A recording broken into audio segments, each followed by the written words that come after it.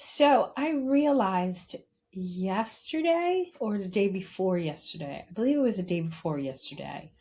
I realized the day before yesterday that my child is a brat.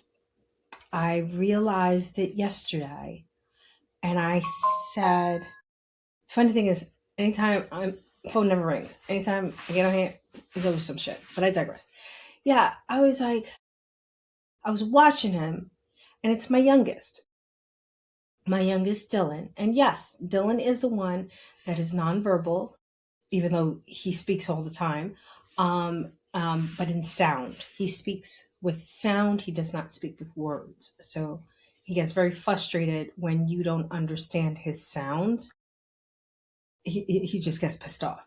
Hence why I say I just realized yesterday that my child is a brat.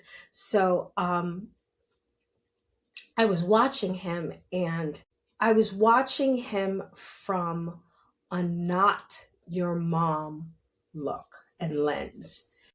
And I realized, oh wow, you really are a brat. Like not like a spoiled brat, but like he can get there if I don't intervene.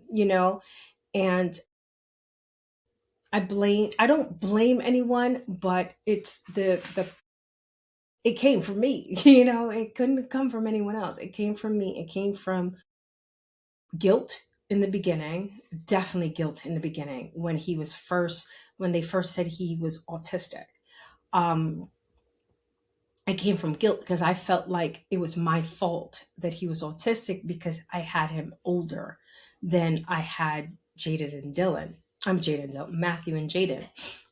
So many kids in my head. So I felt heavy guilt. Like if you feel guilty because your kid is deemed or recorded or said to be autistic, disabled, or anything that is not of the norm, you're not the only one that feels guilty. And I hope this helps. You shouldn't feel guilty. And I say that because I realized later on they chose this. Yes, and this and you I know a lot of you are probably up in arms and how could they? What could they? We all choose how we come in.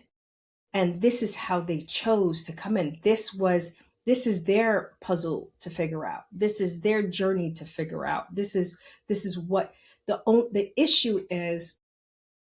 The people running the game make it a negative thing. Like they call it a disorder. I was upset and up in arms about that shit. I'm like, he's not sick. He's choosing to communicate like this.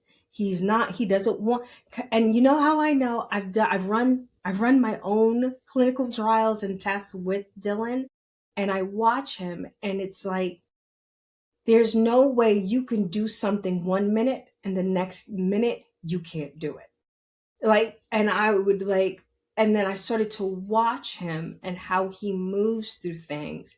He does things when he wants to. And everyone that I've ever spoken to that works with Dylan or that knows Dylan, they tell me the same exact thing. He does it when he wants to. If he doesn't want to do it, he plays autistic. That's what I call it to him. And he actually laughs about it. So that tells me he understands what I'm saying because I've told a couple of jokes a couple of times and he's laughed about them.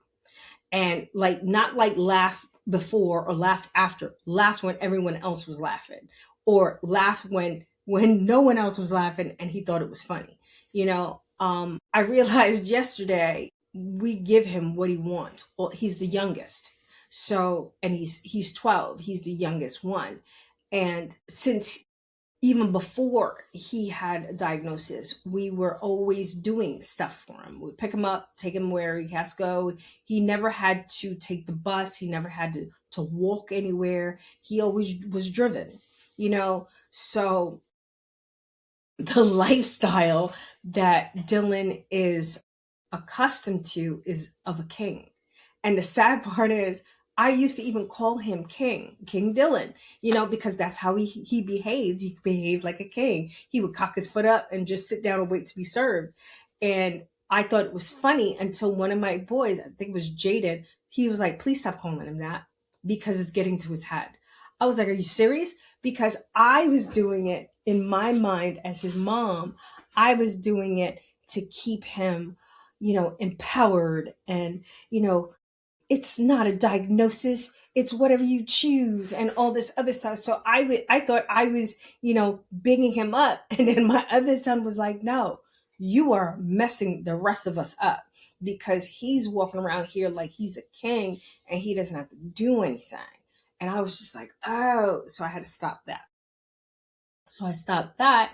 And but I still had that mentality that I had to keep taking care of him. He had not that he didn't have a choice. I know he chose this, but I guess he didn't realize how difficult it was. And I have to do something. And it was like it started to become my his journey started to become mine.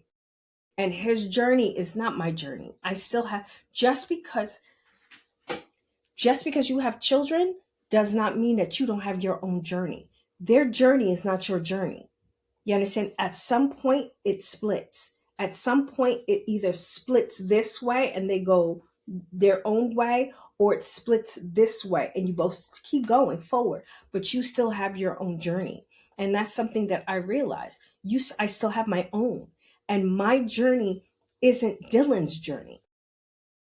And I'm realizing that I took it and put it in my, like it was mine, and it's not.